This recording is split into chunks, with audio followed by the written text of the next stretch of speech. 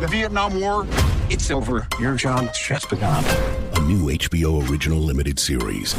Welcome to the world of spycraft. Strap in. From executive producers Park Chan-wook and Robert Downey Jr. What are you concealing? Based on the Pulitzer Prize-winning novel by Viet Thanh Nguyen. What if I told you that I was a communist spy?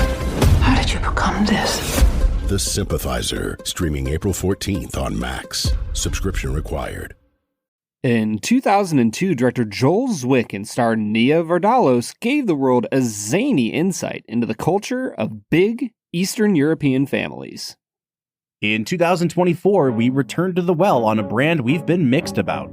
The film is My Big Fat Greek Wedding. The whiskey is Willett Family Estate Bottled 6-Year Rye. And we'll review them both. This is The Film and Whiskey Podcast.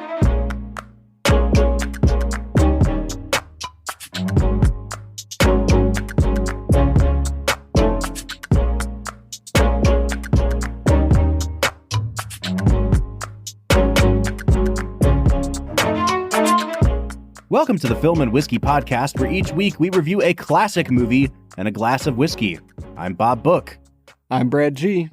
And today, Brad, we are in the year 2002, continuing our series on high-grossing movies with the year of our Orthodox Lord, 2002. We are jumping into the little movie that could from 2002, known as My Big Fat Greek Wedding. Brad, we had an option ahead of us, a fork in the road, you might say, to either continue down the Star Wars path, of which there will be many more paths to come, or to try something different today. And at the time, I thought that it was a really good idea to try something different. Let's watch My Big Fat Greek Wedding, a movie that I have not seen in 22 years. Yes. Because it was, listen, to this movie's credit, a cultural phenomenon. Oh, far and away, one of the wildest cultural phenomenons I think I've ever seen. Because here's the thing, Bob. At the end of the day, I will watch Star Wars a million times over My Big Fat Greek Wedding. And yet it had such cultural power that I was kind of with you when we were deciding between the two movies. I was like, man, I want to finish up the Star Wars series, but I'm really fascinated to go back to My Big Fat Greek Wedding. Mm-hmm. Oh boy, did we have an experience, Bob. Did we see a movie or what, Brad? This film was definitely made.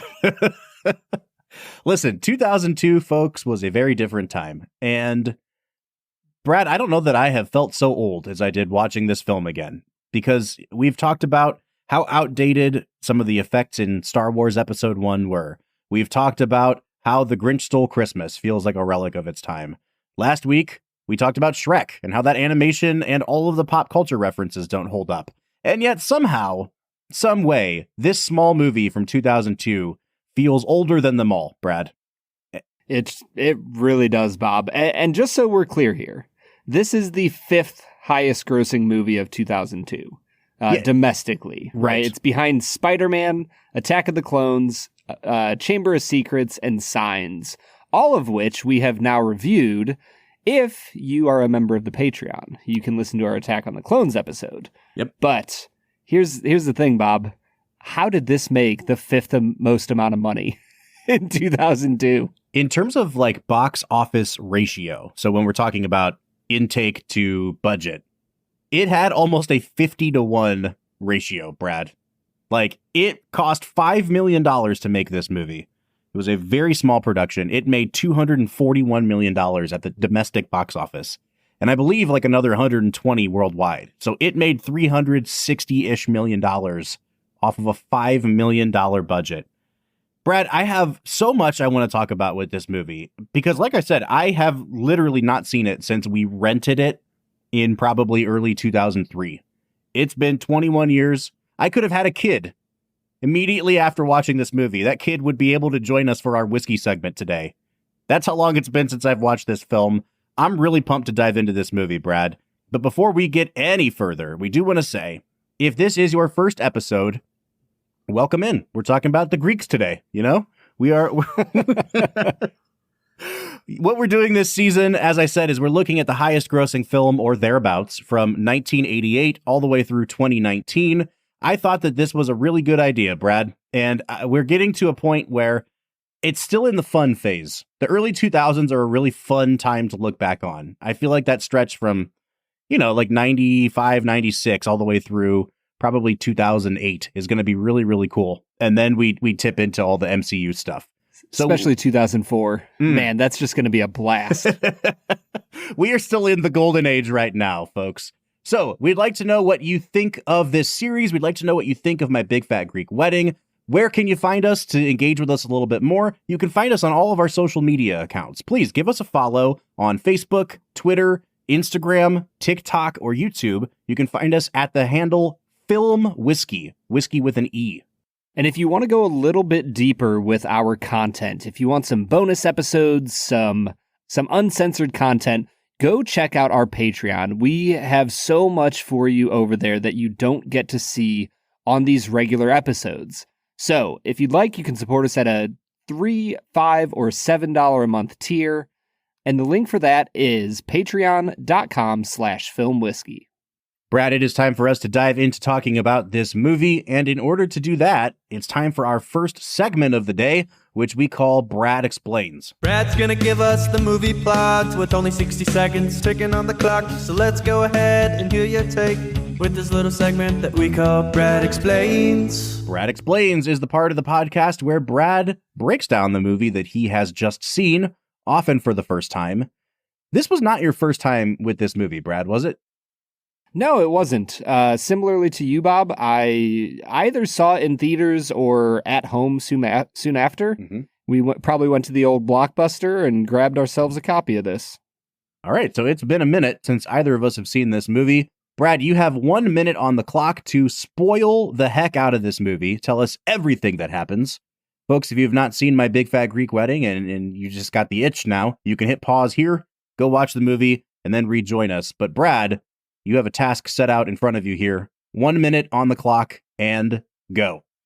My Big Fat Greek Wedding is a film about a, air quotes, 30-year-old Greek woman, end air quotes, who's definitely not played by a 40-year-old who looks like a 40-year-old, who is in the midst of a blossoming. She is finding herself. She is figuring out what life is all about. She's losing the glasses. And all because she met a hot dude. Here's the difficult part, though, Bob. Are you ready? Her family is Greek. I hate when that happens. They don't want her to marry a non-Greek. But she does. Mm-hmm. And that's it. That's the movie. That's it. We learned some valuable lessons along the way, such as non-Greeks are humans too. And... women should be allowed to go to school. Yeah, that's, it's a progressive film, Brad. It's so progressive. Here's the thing, Bob. We'll just get this out of the way. There are some wild statements in this film, like women shouldn't go to school. Sure. And, essentially non-Greeks don't count.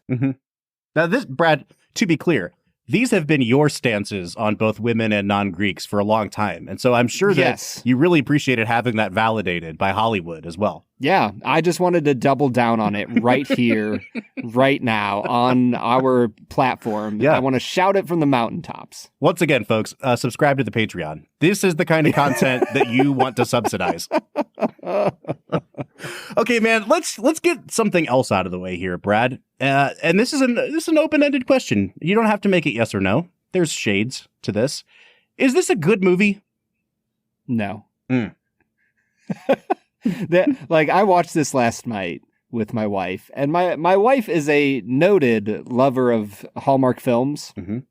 Like every Christmas, despite my inability to watch films such as Oppenheimer or Past Lives or things like that, I find time every Christmas season to watch at least like 4 or 5 crappy Hallmark Christmas movies with my wife, and we have a blast with it. Sure. We were watching this last night, and Haley goes, "This is just a really bad version of a Hallmark movie." And so if my wife can recognize that this is like a Hallmark movie gone wrong, I think we can all safely say this is a bad movie, Bob. Yeah. It is not well made. I don't know if I would tip all the way into saying like this is a bad movie, but it's certainly like the most generous reading is this is an okay movie. Like it's pretty mediocre at parts. I do think that there's elements of it, Brad, that are legitimately bad, and we're going to talk about that. But I think perhaps the best way to approach this movie is to A, be honest about the fact that neither one of us thinks this is very good, but also B, to really lean into the historical context here. Because like this, of all the movies that we've watched, Brad, this really feels like a relic of its time. It feels like something that is like the most 2002. Yes. Well, and not only that, like, I think for you and I, Bob, this movie feels familiar. And I'll speak for myself. I grew up in an area with so many Greeks and Ukrainians and Russians and Hungarians, and like all of Eastern Europe was just packed into our little city. Mm-hmm. And so this movie felt like I have been in the what's their name? Tula's family. The Portocalos? Is that what it is? The Portocalos, Yeah. yes.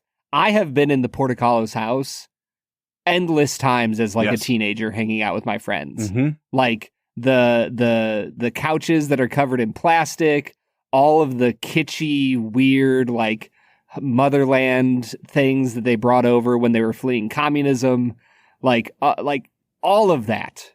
I lived it. So there was a part of me that's like, this, I don't know, it felt like putting on a warm, fuzzy Mr. Rogers sweater.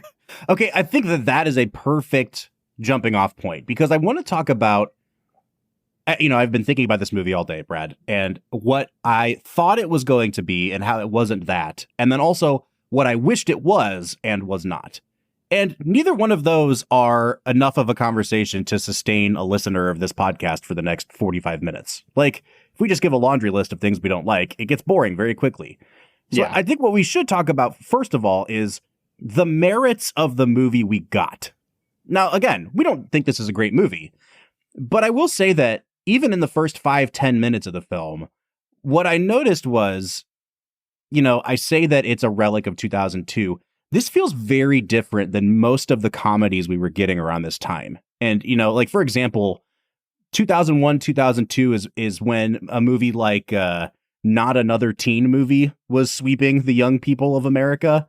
Like, very raunchy, but also everything had this quick cut MTV over the topness to it. There was a really plastic looking sheen on everything. This movie looks like an independent film. Like, it looks cheaply made, and not that like the sets are cheap or anything like that, but it just doesn't look Hollywoody. And it also has like a completely different rhythm to it than the quick cuts that we're used to. Like, I wish I could have gone back and watched the TV ads for this movie, because I imagine that they're the kind of ads that we got in the early 2000s, where they would like show quick cuts between scenes and you'd have like a whooshing sound effect, and there'd be a guy that's like, Tula was a waitress. And then they'd whip over to something else, That's not actually the kind of movie that this is. And while I think that, frankly, I think this movie is kind of way too slow and a little boring, I do appreciate that it feels so much more like a movie for grown-ups than what it could have been if Hollywood had kind of taken over this production. 100%. I mean, this movie started off as, our main character, Tula, played by Nia Vardalos. Yeah. Probably say Vardalos. Yeah. So Nia wrote this as like a one-woman show, Mm-hmm. and it kind of plays like that. Like, it's not trying to be a gotcha, funny, slick comedy. Like, it's trying to tell a dramatic story. It just doesn't have great storytellers at the helm of the different mediums, the script, the cinematography, the music that you would need for it to be great. Mm-hmm. But like, they're not trying to make, like you said, they're not trying to make a 2002 comedy.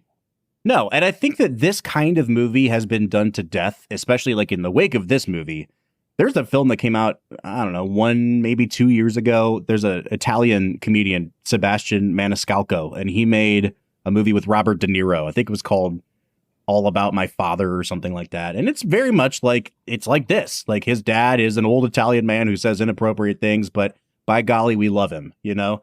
And I think that at its heart, what makes this movie work to the extent that it does or does not work is it's a very sweet movie, and it cares very deeply about the people in this family. Like, the point of the movie is not to make fun of they are Greek and therefore they should be ridiculed. Like, do they say inappropriate things? Yes. But as with most people's families, we love them anyway. And there are things to be appreciated about these people and the way they live their lives. And I think that it seems so stale now because we've seen this movie literally 100 times since. But in 2002, when America was still very much like, you know, Brad, think about Greek food and the proliferation of just, you know, foreign foods to the U.S. palate. Like, we didn't have Chipotle in 2002 in Ohio. We didn't, you know what I mean? We certainly didn't have sushi and like pho and ramen places and like all these things that we've gotten across America now. For white people in America to watch this movie in 2002 and see like even remotely Greek things, they're like, oh, those exotic people. Like, and that's the appeal of this movie. That's why it made so much money back then. It just seems like we've seen this 100 times now. Well, I think the other reason this movie made so much money, because this, like, Haley and I's entire conversation while watching this was like, why was this so popular? Like we felt like we were detectives on a mission trying to figure out like what made this so popular. And I think that the element of foreignness makes sense. I think too, though, there's just so many places throughout this movie where you get to see a big family at its best and at its absolute worst. And I think that people watching this film either could relate to that and go, yeah, my family too, right? My last name ends in a ski. I get it. Like, or they don't get that experience and they've never had a big family and they love the idea of being a part of one. And I think that's kind of the core of why this movie, at the end of the day, it is heartwarming and it has, I don't know, it just has that vibe of like, oh man, that feels really sincere and kind and funny. And even if it's not well made, it portrays a story of something that I want to be a part of. And I think that's kind of why it did as well as it did. Yeah, I agree, man. And like, I think that the last 15 minutes of this movie do a pretty good job of tying things together and really underlining those themes. If we can start jumping off into like what didn't work about the movie, Brad, because I don't know how far we can go without talking about that. No, I think we just need to talk about the positives the whole time, and then hit it with a 5. Yeah, exactly. Yes. I extol the movie for not tipping into straight stereotype. Like, it could have been so much worse than it is. However, like, and again, I think it's really good that it has that heart. It reminds me a lot of like, you know, when you watch Goodfellas and you watch the way that Scorsese understands how Italian families work. Like, it is that kind of a thing. You can tell that it's made from not just an insider view, but somebody who really loves the culture that they grew up with. I just don't think that, like, I don't think there's a lot of comedy to this movie. Like, there's some little funny character traits. The dad with the Windex is a really funny trait. And then you've got like the Greek women talking about how they have to like pull one over on the dad, and the dad is this old patriarchal guy. And like, yes, there's like some humor there. I just don't think there's enough humor to sustain an hour and a half long movie aside from a few chuckles here and there. Yeah. It's almost like it's almost too appreciative to be funny, if that makes sense. Yeah, this belongs very firmly in the hallowed ground of the 90-minute film. But it didn't quite feel like it. It did not. It felt like at least a 2-hour and 7-minute movie. I mean, it was every single second of that. I think it was like an hour and 34 minutes was the total runtime. And I felt every single second of it and some. And it's because of what you said. There's so many places in this movie that drag on a little bit too long, that move a little too far. And like there are some funny comedic moments. For me, it's when she goes to walk and gets caught by the headset she's wearing and falls to the ground. Like great physical comedy. Followed up by a really awkward scene of the two of them sitting behind the desk. And like very awkwardly talking to each other about nothing. And it was like, you could have just ended right after that. Yes. Really funny, like brilliantly written little physical gag. And you could have moved on to the next scene. But no, we had to sit there for another, 80 seconds. Right. And it's stuff like that I'm like, oh, this movie gets dragged down by so many decisions like that. I mean, the point that they're trying to make with this movie is my family is funny, but they're ultimately good. And so you've got three options with a scene.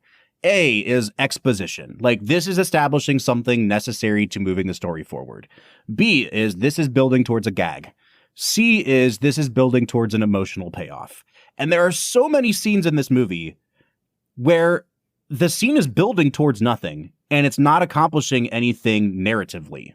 Like, we understand from the title of the movie that there will be a wedding involved here. It takes a good long while for these two people to get through their dating relationship and into the wedding phase. But then I feel like there's not a lot, like maybe I was expecting Father of the Bride a little bit here, but there's not a lot of wedding prep. There's not a lot of actual wedding stuff. There's just kind of like, oh, well, my parents want us to go to the country club, but my Greek family says no. Okay. And then we move on to the next thing. And it just seems like the rest of the time is just being kind of padded out with filler. I don't know, man. I know that this started as a 45-minute one-woman monologue show, which I imagine, honestly, Brad, would be very funny and very entertaining because Nia Vardalos understands the humor in this story. But now we're talking about doubling the length of that story just to make it to 90 minutes. And we're back in Grinch territory from 2 weeks ago. Well, it's funny when you said something along the lines of like so many of the scenes feel like they're going nowhere. It honestly, the movie that popped into my head was Do the Right Thing, where that movie just feels like it's taking a slice of one block in New York City and just showing you like, hey, here are things that happen on an average day in the summer in New York City. And obviously it all culminates into something and there is a story thread going, but so many of the scenes in that movie just feel like they're just establishing the vibe of the world that, Spike Lee is creating. And I feel like that's what they're trying to do here. They're just trying to establish, like, here's the vibe of what a big Greek family is like. It just kind of gets old somewhat quickly. And, maybe that's the genius of the film. It's gotten old for Tula, too. Okay, so, man, the thing about this movie is I feel like it's not that far off from being a really good movie. Like, if they had just leaned 5 degrees in either direction of making it funnier or making it more emotional, I think we would have gotten a movie that wasn't just 5% better, but, bumping this up from my score redacted to like a 7.5 out of 10. And I don't think it's that far off from it, but it makes it harder for me to pinpoint exactly what is off with it. I don't know if that makes sense. Like it feels almost there. Yeah. But just a little underbaked. Yeah. I mean, honestly, like, I think if you make it a little more Hallmarky, it gets a little bit better. Partially just because Hallmark knows what it's doing with its movies. Like, there's a formula, you stick to the formula, and you're going to have a Hallmark film that so many people are going to like. And this movie just felt like it was a little bit directionless. Like, I mean, I don't know if it had even just like a B+ director that, was somewhat well known. I feel like that person would keep it a little more reined in, that the actors wouldn't quite have as much leeway to just be boring. Yeah. Well, so one thing I remember about the marketing for this movie, and it's in the opening credits too, is that it starts off by just saying "my wedding," and then slowly the words "big, fat," and Greek come in and shove their way into "my wedding," and it's supposed to be this really funny visual representation of what this family is going to do to this poor woman's wedding. And you look at the poster for this movie, and it's the two of them in their bridal, their wedding attire, with the family like butting in on the side. And I remember this being this loud, raucous family, like just kind of doing their shenanigans for an hour and a half. And I got to be honest, man, I feel a little bit like this was not a big fat Greek wedding. Like this was a wedding with like a little bit of moussaka on the side. And that's about it. Like, yeah. Like it just maybe in 2002, this seemed like an uproarious comedy about this raucous family, but they just seem like people with big personalities. They don't really stand in the way of any of the wedding stuff. They have their things that are like tacky, and the one at the end of the movie, John Corbett's character is saying, "Oh, did your aunts do your makeup for you?"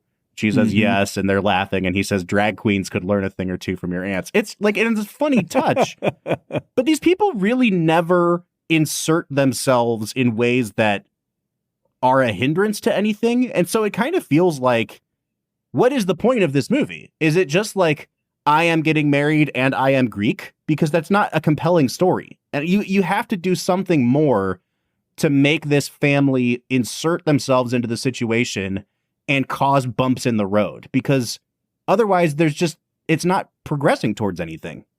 Yeah, but Bob, the brothers and cousins make the fiance, the dumb white fiance, say like dirty phrases in Greek. Yeah, twice. It's twice. Yeah, so it's like, it's funny, man. And they're all named Nick, which is once again directly lifted from Goodfellas. Yeah. So, there you go. There's my let's make it a double for the day, I guess. Goodfellas, as a movie I don't care for, does not belong in the same class as My Big Fat Greek Wedding. All right, but let's go back to what I was just saying for a minute here, because I want to get your take on it. Do you think that would fix the movie? Is it just that, like, if you're going to call your movie My Big Fat Greek Wedding, like, let's ramp up the Greek stuff here a little bit. Let's ramp up the big fatness of it, because it doesn't feel big, fat, or Greek, like, for most of this movie. Yeah, well, I don't know if it's the lack of big, fat Greekness. I think it's the lack of compelling interactions between the family members. Like, one of the only parts of the movie that I was like, oh, wow, I feel really, like, connected here, is when Tula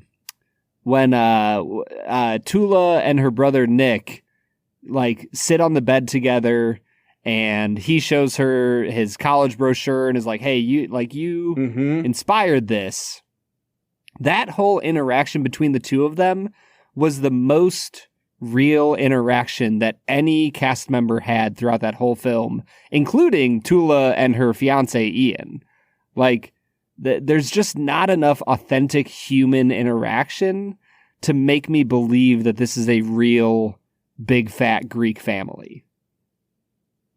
Do you want to talk performances, or is there somewhere else we should go before we head to break?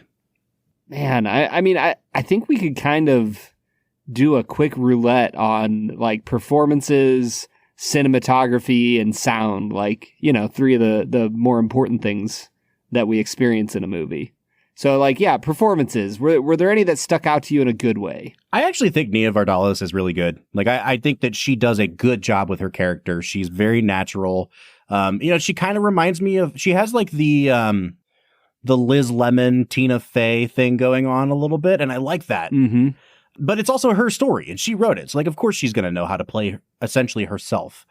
I was really let down by John Corbett in this movie, because his entire role is like nice guy with a completely blank face. Like, there is just no personality. Like, nothing. And I'm not saying that, like, I'm not really familiar with his work outside of these films, but like, I don't know if he's a good actor or a bad actor, but this character is just a nothing burger of a character. He is there to be supportive fiance number 12, and he accomplishes that, and he looks blandly handsome in the process, and that's pretty much all we get here. Yeah. There's nothing from him that makes me go, oh, yeah, I would risk the wrath of my entire culture to marry this guy. Mm-hmm. And like, if there's a casting you have to nail, I think it's Tula's parents and her fiance. Mm-hmm. And they should have great chemistry between the two of them as they antagonize one another over these cultural differences. And her parents, I think, are decently well cast. Oh, yeah. Like, from the fact that I've met so many parents that are exactly like Tula's parents that I'm like, yes, nailed it. Spot on. The fiance is just terrible. Easily the worst part of the movie for me. And the sucky thing about it, though, is like, I don't think that they have terrible chemistry, but every scene that they're in together has a different rhythm than the rest of the movie. Like, it's much more low key, and they have this great, like, almost, you know, we are dating, but we are best friends vibe. Like, they have a relaxed nature with each other, and it's really nice, but it also means that they take more pauses in between their lines, and they're kind of just staring at each other lovey-dovey. And it slows the movie down. Every scene with the two of them slows the movie down, and it takes away from the source of the comedy, which is the rest of her family. And I'm with you, man. I think that both of the parents are really well cast, aside from the fact that Michael Constantine, who plays the dad, looks like the Greek version of Paulie from Goodfellas. Like, I keep going back to this. Like, I think the mom, Lainey Kazan, is really, really good. And Aunt Vula, played by Andrea Martin, is so good. Oh, she's like the best. That's what you want out of a supporting character in a movie like this. Yep. But I remember at the time, you know, Joey Fatone from NSYNC is in this movie for about 11 seconds, and he makes it on the poster. And it was one of those things where NSYNC, by 2002, like, we were kind of getting over the boy band thing, and so they were starting to branch out and do other things. And I was like, oh man, like, Joey from NSYNC is in this movie. I don't know that he needed to be in any sort of a bigger role than this, but I remember seeing his name pop up again, and I'm like, oh yeah, I forgot he was in this. Like, everyone outside of the two people getting married, the parents, and the one aunt, I don't know that I remember any of that, including her brother, who we just talked about. Like, he's in one scene, and that's pretty much it. They don't really spend a lot of time on the rest of the family here. Well, the brother kind of has a I have cancer, and then they never mention it again thing, where he, like, goes up to his dad and shows him a relatively decent drawing that he wants to use for the new menu, and the dad literally just goes, ugh. Mm-hmm. And then he does it again at a certain point, and that's it. That's it. Like, at the very, that's the whole storyline. At the head table at the end of the movie, he's like, "I'm gonna be an artist." And everyone's like, "Cool, draw something for me." That's your character arc. Like, okay, cool. Oh man, and like, watching it this time through, I actually liked the brother. I thought he was, like, pretty charming, and, like, among all the, like, sleazy younger brothers that you have in, like, romantic comedies, he's easily the nicest one of them all. Mm-hmm. Like, he's not actually a sleazebag, but you get that from about 14 seconds of screen time. Yep. So I'm like, give me more Nick. Give me more Nick. That should have been the title of this movie. All right, man, I think we're at a good point to hit pause. Let's drink some very pricey whiskey today. What do you say? Let's get to it. Hey, it's Kaylee Cuoco for Priceline. Ready to go to your happy place for a happy price? Well, why didn't you say so? Just download the Priceline app right now and save up to 60% on hotels. So whether it's Cousin Kevin's Kazoo Concert in Kansas City, go Kevin, or Becky's Bachelorette Bash in Bermuda, you never have to miss a trip ever again. So download the Priceline app today. Your savings are waiting. Go to your happy place for a happy price. Go to your happy price, Priceline. All right, so today we are checking out Willett Family Estate Bottled Rye. This is a single barrel rye that is 6 years of age. It follows Willett's high rye mash bill, which I have pulled up here, Brad. 74% rye, 11% corn, 15% malted barley. It's 113.4 proof. Now, Willett is an interesting brand that we've had on the show many times. They really made their bones on sourcing whiskeys from many, many distilleries, a lot of which had stopped producing whiskey at that point. And so they'd gotten their hands on some old stock of whiskey. They would release it under their label as single barrels, and it would command thousands of dollars because people found out what was actually in the bottle, and they were sitting on a gold mine. Then they started distilling their own stuff, and they are still trying to market themselves as a luxury brand. And a lot of their stuff is just fantastic whiskey. But there are an equal number of Willett haters out there because aside from all the other brands that they make, like Noah's Mill, the stuff that's actually bottled under Willett is a lot of times only like 4, 6, 7 years old, but it's commanding hundreds and hundreds of dollars on the market. So, Brad, with all that background, let us first say we did not pay for this whiskey. We had it donated by a friend of show, Wes, who has been just stocking us up on whiskey lately. But also, we're returning to Willett again. Where are you sitting overall on Willett as a brand? I don't know, man. I feel a little funky about it. There it is. It just is a very unique brand that has a lot of unique expressions that overall, if I had to just give it a yay or nay vibe check, I think I'd lean towards nay. Yeah, I think I would lean towards nay, especially on things that are Willett branded with the purple tops and the green tops, which this is. I will forever crusade for my beloved Noah's Mill. That's one of my favorite whiskeys on the market.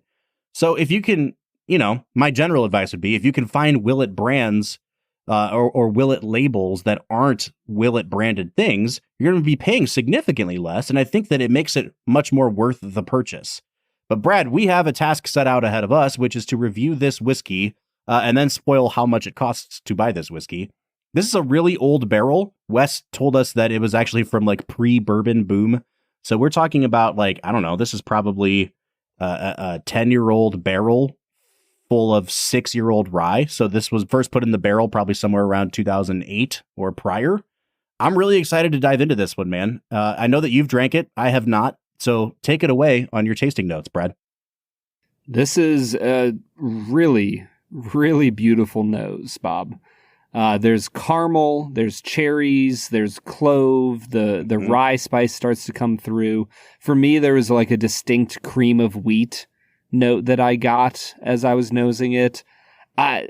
Honestly, really fantastic nose. Nothing that bumped it up into the upper echelon, but I'll give it an 8 out of 10.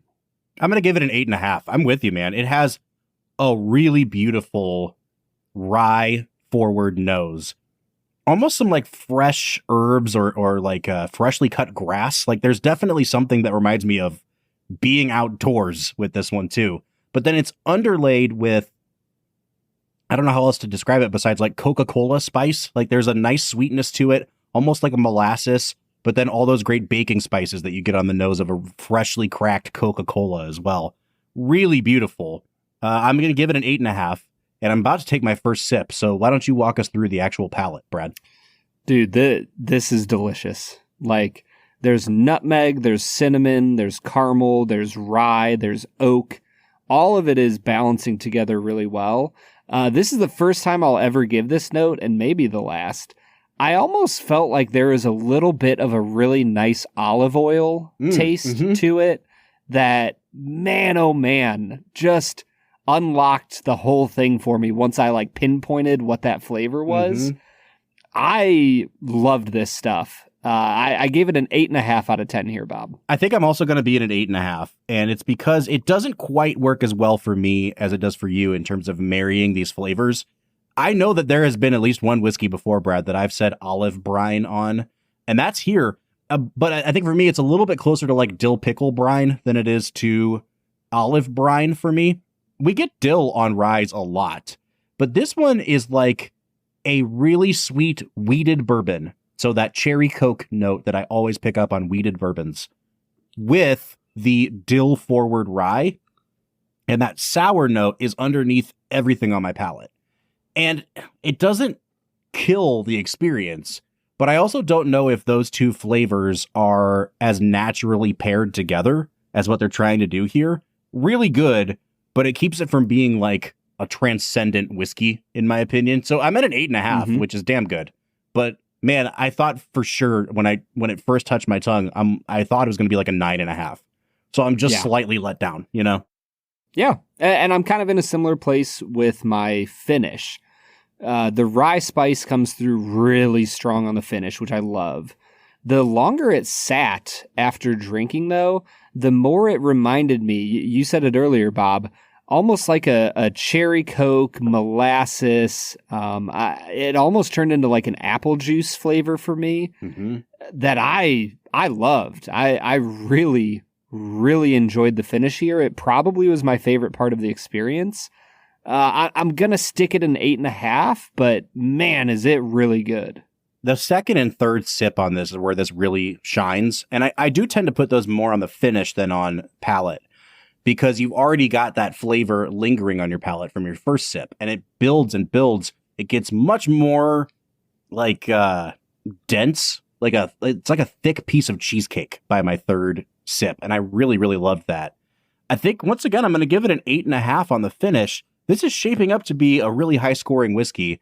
And I think it's exceptionally well balanced too, Brad. Like everything that we had on the palate, on the nose, on the finish was in concert with each other. Now, is it like the best thing I've ever nosed, the best thing I've ever tasted? No, but I think I am going to bump it up to like a 9 out of 10 on balance. Yeah, balance wise, I think that everything you are getting here is a smooth experience that blends together incredibly well. So I'm with you, Bob. I'm at a 9 out of 10 on the balance. All right, now it's time for the conversation, Brad. The conversation about money. So when a man loves a woman, he buys her Willett Green Label. Okay, That's right, so how much is this retailing for?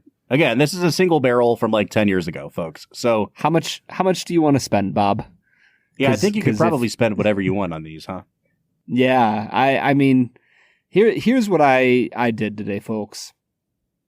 As I was drinking this and looking up information on it, this is a bottle that you could spend anywhere from about $350 on to about $1,200 on. That's the literal price range that I saw for this. And it hit me.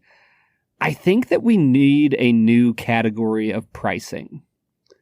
And Baba, you can tell me if I'm crazy here, but I feel like if we hit $150 or higher, we're entering a territory of value that we just need to call luxury. Like we're no longer talking about even like $120.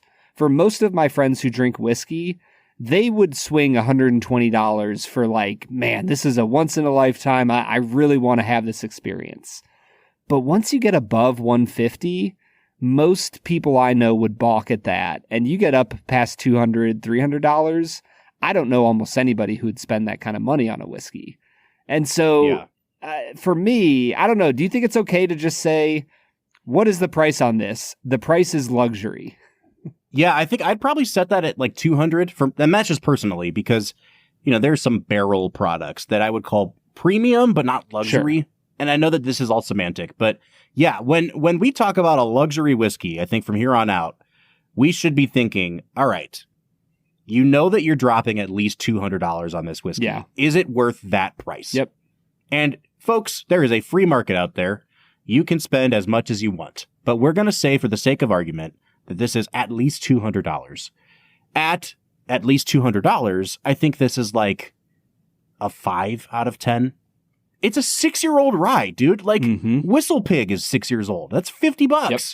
You can get Russell's Reserve 6 years. I know we're talking about bourbon now, but like, there's no reason for this to cost $1,000. I don't care how good it is. Like, it's really good, folks. But it is a coin flip for me whether I would want to spend that much money on this bottle. Yeah, I'm in a pretty similar place. I gave it a 5.5 on value score, but I can't really say anything different than you, Bob. This is a luxury whiskey that is very tasty. The juice is really good. I don't know if it's luxury level good. Bob, I'm coming out to a 39.5 out of 50, like just on the cusp of really being a great whiskey.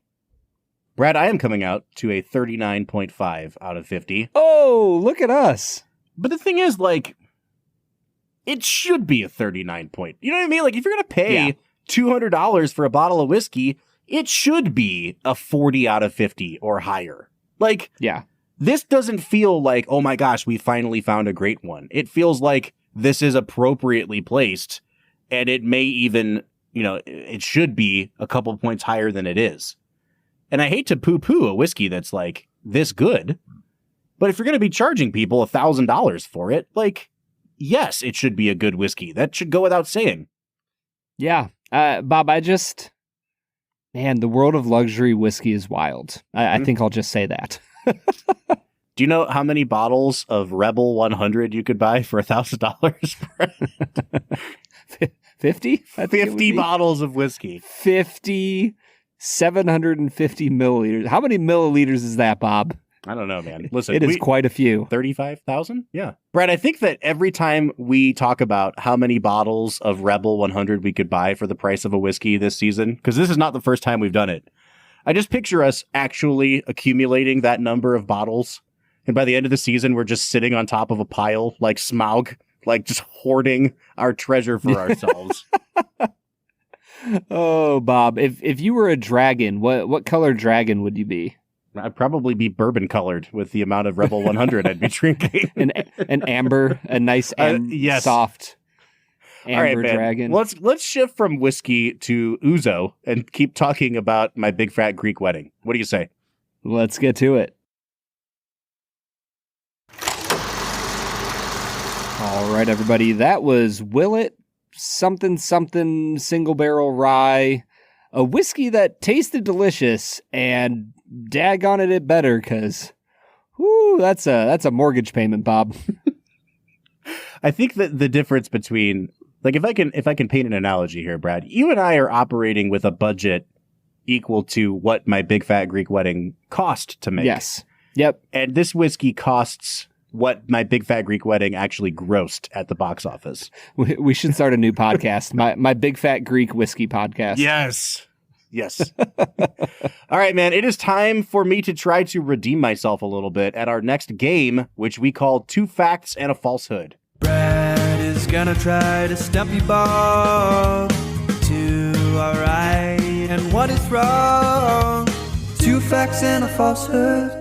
Two Facts and a Falsehood is the part of the show where Brad presents me with 3 items as fact about the making of this movie, one of which is a complete lie, and I have to figure out which one that is. Brad, I am at 9-6 on the season. I am slipping quickly towards 500, and I don't want that. Let's make it 9-7. No, please don't. Hit me with your 2 facts and a falsehood, Brad. Fact number 1, my big fat Greek wedding was filmed in only 27 days, with the final scene shot of the movie being Tula and her brother Nick talking on the bed about him going to art school. Fact number 2, Tom Hanks' wife, Rita, saw the play and recommended that her husband produce a movie version. In an interview with Nia Vardalos, she mentioned that she had hung up on Hanks when he called because she did not really believe that it was him. Fact number 3, despite its status as a small independent film, and despite never holding the number 1 spot at the American box office, the movie went on to earn almost US $369 million, a return of over 61 times its budget. Well, I'm going to say number 3 is true, because I'm pretty sure we both established that earlier in the episode. So I think number 2 is true. I mean, Hanks and Wilson were producers on this movie, and I don't know the thing about her hanging up on him, but I could see that happening. So I'm pretty immediately circling number 1 as the falsehood. But the thing is, like, I mean, it seems like it would be shot in 27 days. There's nothing going on in this movie that would necessitate a long shooting schedule. 122 days, Bob. So, okay, it was grueling. 14-hour days. Let me break this down. With number 3, when you say that it made like US X number of dollars, you're talking like it grossed that worldwide, but it was the equivalent of 360 US dollars, right? I am saying that despite never holding the number one spot at the American box office, the movie went on to earn almost US $369 million. Well, a return of over 61 times its budget. All right, I'm just going to say number one's false because everything about 3 sounds true. I guess I don't know if it was ever number one at the box office, but who the hell cares? Number one is The Falsehood. It actually, so it didn't actually ever hold the number one spot at the box office. And I believe it is the second highest performing film based on budget to income ratio to like Paranormal Activity in 2007. Mm-hmm. I say all that to say you are correct, Bob. Number one is The Falsehood. All right. I wonder how many shooting days this movie did have, Brad. We should probably look that up. That's probably about 4.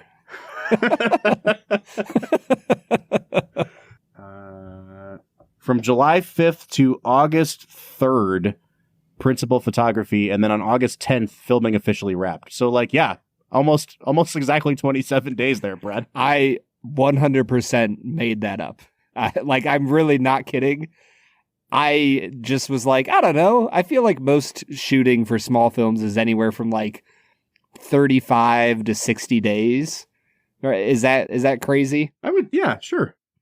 So I was like, I don't know, 27 is a short amount of time. I'll say that. You know what? Nope. That's My Big Fat Greek Wedding 3. My Big Fat Greek Wedding 1, the shooting schedule remains a mystery. We have no idea. Man. Let's talk for a second, Brad, while we're on the subject. This movie has 2 sequels. They just came out with a new one like a year ago. Mm-hmm. I am a little bit shocked. You know, I think the best analogy is like the Mamma Mia series, which keeps getting sequels. But also, like, Mamma Mia was based on a stage play that was based on ABBA's music. Like, there was a lot going into Mamma Mia. I can see why that would get sequels. I just can't believe that this movie continues to get sequels more than 20 years after its original release. It's kind of crazy.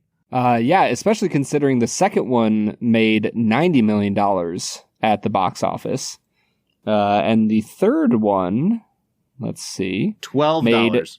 Made $38 million at the box office. That came out September 7th of 2023. Yeah, it just came out. Wow. Man. You could say we're recording this as an homage in honor of that new movie coming out.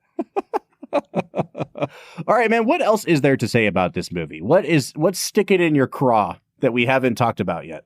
Oh man, I don't want to stick it to this movie any more than we already have, Bob. Yeah. Like this is a good-hearted film with people who tried really hard. It's a very harmless movie, you know? Yeah. There is a little bit of we'll call it harmless sexism and racism, but outside of that, you know, it's pretty harmless. Actually, I would like to talk about the sexism and racism for a second because I feel like it affected you, or it stuck out to you more than me. And I don't know, like, maybe I'm just a much more sexist and racist person than you, Brad. I'm not sure. Mm-hmm. But we compared this movie in our text messages to each other to the movie Green Book, because I said basically everything that they accused Green Book of doing is kind of what this movie actually does. Mm-hmm. And I don't want to step on any Let's Make It a Doubles. I have no idea what your choice for Let's Make It a Double would be. But it does kind of seem like she wrote this movie in the most Greek stereotypes are funny kind of way. Yeah. And dude, like I said earlier, it just seems like white people in the early 2000s ate this stuff up. You know, and again, we didn't talk about this in the casting thing, but John Corbett's parents are like the perfect white people to put in this movie. Like they are the most perfectly casted people. But I imagine everybody in the theater looking exactly like those people and just thinking these Greek stereotypes are so funny. What is it, Brad, about the quote unquote racism of this movie that you feel like, you know, didn't work or what is outdated or anything like that? Oh, I don't know if it didn't work or felt outdated. It just felt very honest to how the world, how do I want to say this? People who come from a strong ethnic community like the Greeks often just have the worst views of non fill in the blank Greeks, Ukrainians, whatever you want to say. And it's a stereotype that I have seen played out so many times in the world that I grew up in that it just felt like, oh yeah, I guess they still do that, don't they? Or at the very least in 2002, that was a thing. And so I don't know if it was like racism towards Greeks. I think it was more of like that kind of generic attitude that the dad has that's just kind of like, yeah, it just feels really cringy. And it's the same attitude that he had towards women. And I'm not saying that the film celebrates that. Very obviously, the film is painting the father figure as a relic of the past. So I'm not saying like the film supports it. It's just very blatant. And I was almost like taken aback by how blunt it was. He just flat out says, this is why women shouldn't be educated. And you're like, oh, wow. I guess we're going there, huh? You don't quite hear it put that bluntly, even in movies that want their characters to come across as sexist anymore. Yeah, that's true.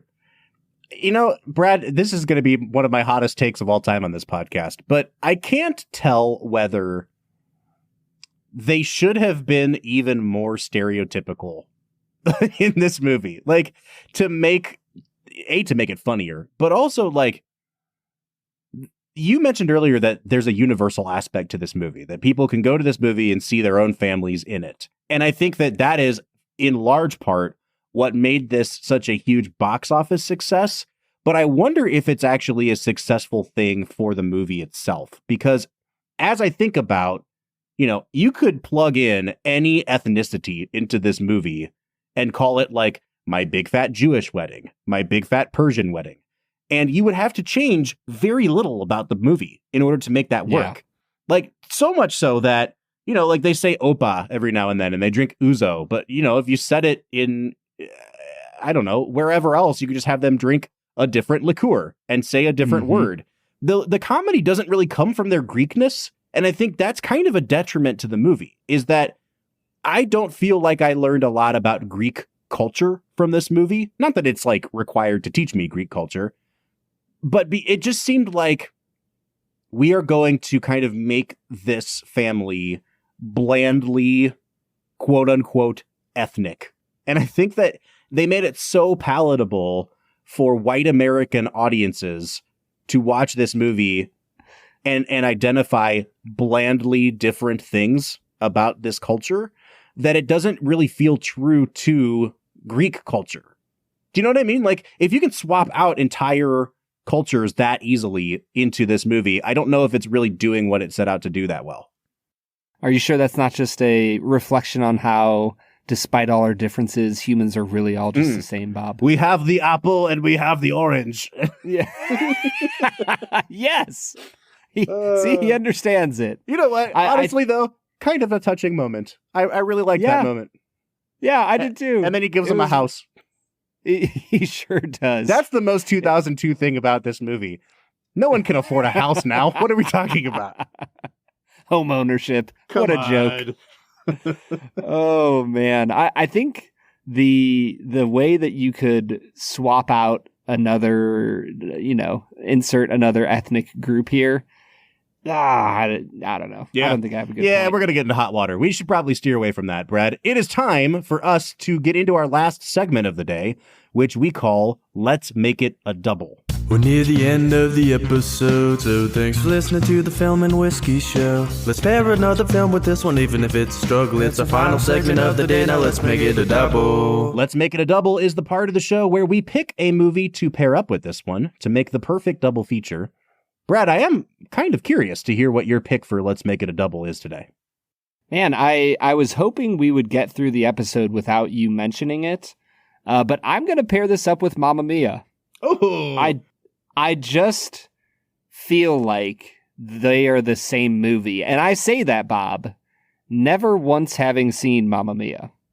They did. I mean, I think it's set in Greece. So, like, we're already halfway there. Yeah. Now, if anyone had just sung ABBA songs in this, also, what I also have not seen Mamma Mia. Why the hell are they in Greece? Isn't ABBA from like Sweden? What are we doing? It's Sweden's just way too out there for the American public to. It's just a hop, skip, and a jump away from Greece. As we all know, people who vacation in Greece often fly through Sweden to get there. Yeah, very, very obvious, Bob. Brad, I think, like I said earlier, there's 100 movies you could pair this with. Any movie about a big family who has stereotypical beliefs and things to learn. Like I thought about just putting Coco here. Coco would work great here.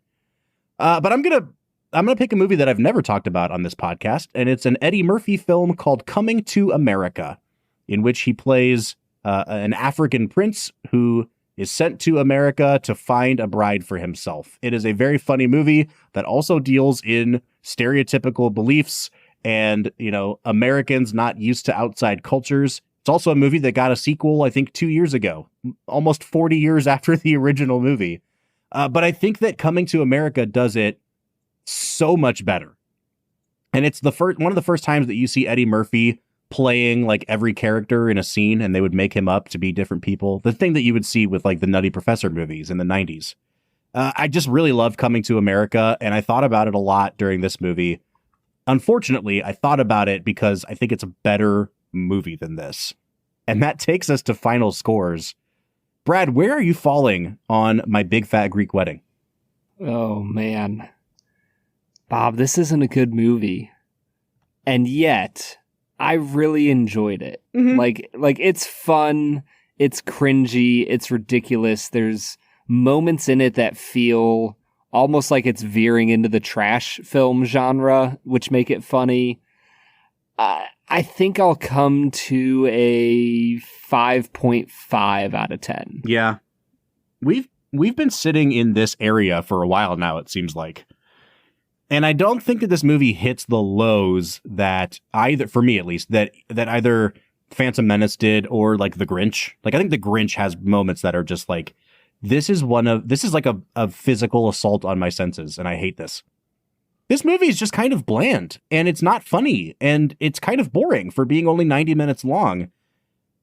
And yet it seems very innocuous, very harmless, and I come out to a place where I'm like, that was fine. I don't ever need to think about this movie again. I don't understand why it made so much money, but I'm also not really angry about it. You know what I mean? Like it doesn't suck. So like I'm coming out to, I think I'll give it a 6 out of 10. And I think that's kind of a generous score for this. But a lot of times it's like when I come out to something being fine, I don't regret watching it, and I don't feel like it's an hour and a half I'll never get back. So there it is. 6 out of 10 for me. 5.5 from Brad, which takes us to an average of a 5.75 out of 10. The real question, Brad, is how far away from episode 2 is this movie in terms of overall goodness? Personally, I would put this quite a bit higher. I would put Attack of the Clones quite a bit higher than My Big Fat Greek Wedding. Like, man, at the end of the day, like, Lucasfilm had millions of dollars to make Attack of the Clones, and you can tell. I would like to see a $100 million version of My Big Fat Greek Wedding and a $5 million version of Attack of the Clones, just to see what happens. Yeah, because Lucas did that in 1977, and it was called Star Wars. Whoa, there it is. All right. Folks, if you want to hear more about Attack of the Clones, once again, you can find us on our Patreon, where we recorded a whole review so that we can be Star Wars completists. You get bonus episodes, you get tons of new content, you get access to a special Discord server. Check us out on patreon.com/filmwhiskey. And if you want to tell us more about this movie, you can find us on all of our social medias: Facebook, Twitter, Instagram, TikTok, and YouTube @FilmWhiskey.